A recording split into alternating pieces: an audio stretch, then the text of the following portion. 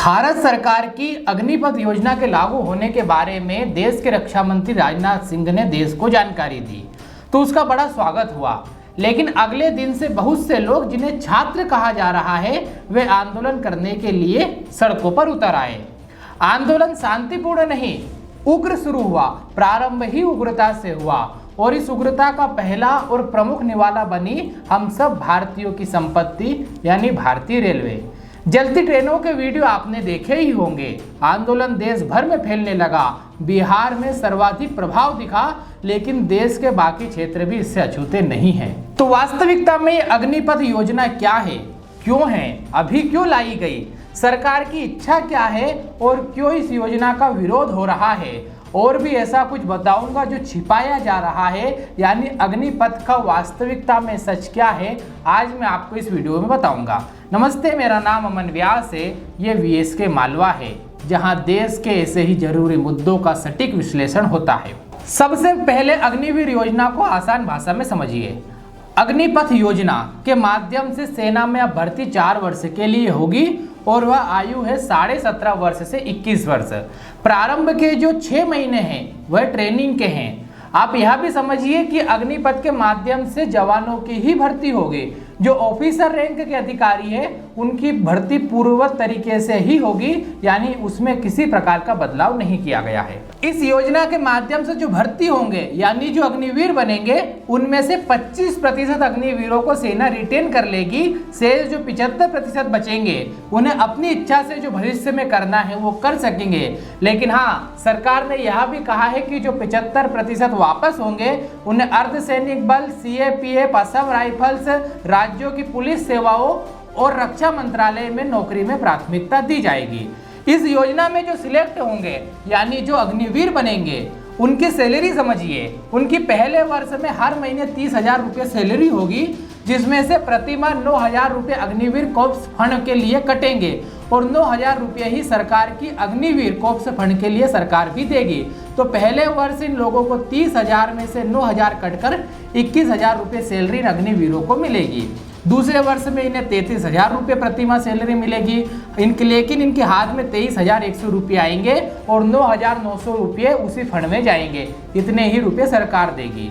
तीसरे वर्ष में 36,500 होगी और 10,950 रुपये इनकी तरफ से और 10,950 रुपये सरकार की तरफ से कॉर्प्स फंड में दान होगा। चौथे वर्ष में अग्निवीर की सैलरी 40,000 रुपये हो जाएगी बढ़कर, और उसे 28,000 रुपये मिलेंगे और 12,000 रुपये फंड में जाएंगे और इतने ही पैसे सरकार उसके फंड में दान करेगी। और जब 4 वर्ष बाद ये अग्निवीर सेवा से मुक्त होगा, तब उसकी सैलरी और सरकार द्वारा जो कॉर्प्स फंड में दान किया गया है, उस दान की राशि मिलाकर 11,71,000 के लगभग सेवा निधि इस अग्निवीर को सेवा से मुक्त होते समय मिलेगी, जिससे वह नए क्षेत्र में कुछ करना चाहे, कोई स्टार्टअप शुरू करना चाहे तो वह कर सकता है। तो यह योजना थी। अब इस योजना को सरकार लाई अभी क्यों है और इसका विरोध अभी क्यों हो रहा है और सरकार का इस पर प्रत्युत्तर क्या है, रक्षा विशेषज्ञ इस पर क्या कह रहे हैं, वह भी जानिए। तो केवल सरकार इस योजना को लाई है, ऐसा बिल्कुल भी नहीं है। इस योजना के लिए भी एक टीम बनी ही होगी, जैसे अन्य कानूनों व योजना के लिए बनती है। उस टीम में वर्तमान में सेना में पदस्थ बड़े अधिकारी और रिटायर्ड अधिकारी रक्षा विशेषज्ञ होंगे ही।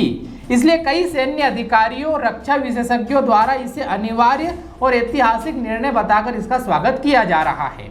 दूसरी बात, इस योजना को लाने के पीछे जो कुछ सबसे बड़े कारण हैं, उनमें से एक है कि भारतीय सेना को युवा बनाना।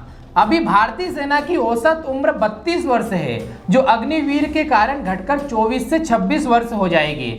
और रक्षा विशेषज्ञों का मानना है कि ये इस समय की सबसे बड़ी जरूरत है भारतीय सेना का युवा होना, क्योंकि आज भारत दुनिया का सबसे युवा देश है। जब यह आबादी तेजी से बूढ़ी होगी, तब भी सेना का युवा रहना बहुत जरूरी होगा। इसलिए विशेषज्ञों के अनुसार इस समय इस योजना का आना, और इस योजना को 2-5 वर्षों के लिए नहीं बल्कि लंबे समय के लक्ष्य के आधार पर देखना चाहिए, और इस समय इस योजना का आना बहुत जरूरी था। एक और बड़ा कारण जो बताया जा रहा है कि नई पीढ़ी अधिक टेक्नो फ्रेंडली है, टेक्नोलॉजीज को जानती है, नई तकनीकें आ रही है, तो नई पीढ़ी नई तकनीक का ठीक से उपयोग करेगी तो भारतीय सेना और आधुनिक होगी। तीसरा बड़ा कारण यह है, लेकिन यह अधिकृत कारण ना होते हुए भी दृष्टिगत तो हो ही रहा है, इजराइल की हम सब स्तुति करते हैं और कहते हैं कि वहाँ के प्रत्येक नागरिक को सेना में कुछ वर्ष बिताने ही पड़ते हैं। इसलिए एक छोटा सा देश है इजराइल, पर दुनिया में किसी की इतनी हिम्मत नहीं है कि उसे आंख दिखा सके, क्योंकि वहां के प्रत्येक व्यक्ति में सैन्य प्रशिक्षण के कारण नागरिक अनुशासन व देशभक्ति होती है। और हो सकता है कि यह योजना भारत में जो अग्निपथ योजना है वह इसी तरह की कुछ दूरगामी सोच को देखकर लाई गई है। लेकिन यहाँ एक जो बड़ी समस्या दिखती है वह यह कि भारत की जनसंख्या इजराइल से बहुत अधिक है। फिर भी यह तो हो ही सकता है कि अधिकाधिक लोग सेना के अनुशासन से प्रशिक्षित हो और इस कारण भारत में नागरिक अनुशासन और देशभक्ति लोगों में अधिक दिखने लगे। अब इस वीडियो का सबसे जरूरी हिस्सा कि विद्यार्थियों को इससे क्या आपत्ति है। कुछ इंस्टीट्यूट भी आपत्ति जता रहे हैं और सरकार का इस पर क्या जवाब है वह भी समझिए। पहला और सबसे बड़ा कारण, कोरोना के कारण पिछले 2 वर्षों से सेना की भर्ती नहीं निकल पाई, जिसके कारण कुछ लोग जो फिजिकल और मेडिकल टेस्ट पास कर चुके हैं और केवल उनका रिटर्न ही बचा था, उनकी उम्र इस योजना के कारण अचानक अधिक हो गई और वो रेस से यकायक बाहर हो गए। सरकार तक भी यह बात पहुंची है और सरकार ने आयु सीमा की बात आई तो इस वर्ष आयु सीमा बढ़ाकर इसकी 23 वर्ष कर दी है। दूसरी बात, इस योजना के विरोध में कही जा रही कि 21 वर्ष की आयु में रिटायर होने के बाद अग्निवीरों को पेंशन नहीं मिलेगी तो फिर उनका क्या होगा। तो इसका सीधा सा उत्तर कुछ रक्षा विशेषज्ञों ने दिया है कि 4 वर्ष की नौकरी कर कर कोई पेंशन नहीं मिलती। विशेषकर जिस उम्र में वो रिटायर हो रहा है वो रिटायर होने की उम्र भी नहीं है, वहां से बहुत बड़ा जीवन आगे रखा हुआ है। तीसरा बड़ा कारण विरोध का यह है कि जब ये बच्चे रिटायर होंगे वह आयु तो काम शुरू करने की है, सेना से आने के बाद बंदूक चलाने के अलावा इनके पास दूसरी कोई स्किल नहीं रहेगी, तो फिर ये जो अग्निवीर है ये वापस आकर करेंगे क्या। तो इस प्रश्न का उत्तर भ्रम के जाल से और पक्ष विपक्ष के दुसाले उतारकर आराम से समझना चाहिए। सेना इन अग्निवीरों में से जो चयनित होंगे उनमें से 25% को 4 वर्ष के बाद परमानेंट कर ही रही है, यह घोषणा हो गई है। बाकी बचे जो 75% है उनको रक्षा मंत्रालय, अर्धसैनिक बल, CAPF, असम राइफल्स और पुलिस सेवा में प्राथमिकता दी जाएगी। इसी के साथ 10वीं के बाद जो अग्निवीर बनेंगे उन्हें 12वीं पास का पत्र दिया जाएगा और 12वीं पास होकर आने वालों को भी विशेष प्रमाण पत्र दिए जाएंगे। इन प्रमाण पत्रों से यह होगा कि इनके कारण अग्निवीरों को अनिवार्य रूप से लोन इत्यादि जो सुविधाएं हैं उनमें अधिक लाभ और प्राथमिकता मिलेगी।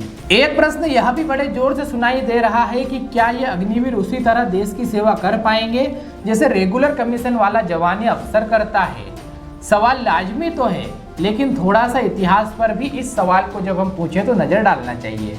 कारगिल युद्ध में बहुत से सैनिक ऐसे थे जिनकी पोस्टिंग हुए 6 महीने भी नहीं हुए थे, लेकिन उन्होंने रेगुलर कमीशन के अफसर व सैनिकों से कम भूमिका निभाई, ऐसा कोई नहीं कह सकता। इसी से जुड़ा एक सवाल यह भी कुछ लोग करते हैं कि जब 21 साल के युवाओं के पास बंदूक चलाने के अलावा दूसरा कोई कौशल नहीं होगा, दूसरी कोई स्किल नहीं होगी, तो क्या ये नक्सली या गैंगस्टर तो नहीं बन जाएंगे। तो इसका उत्तर आप खोजिए।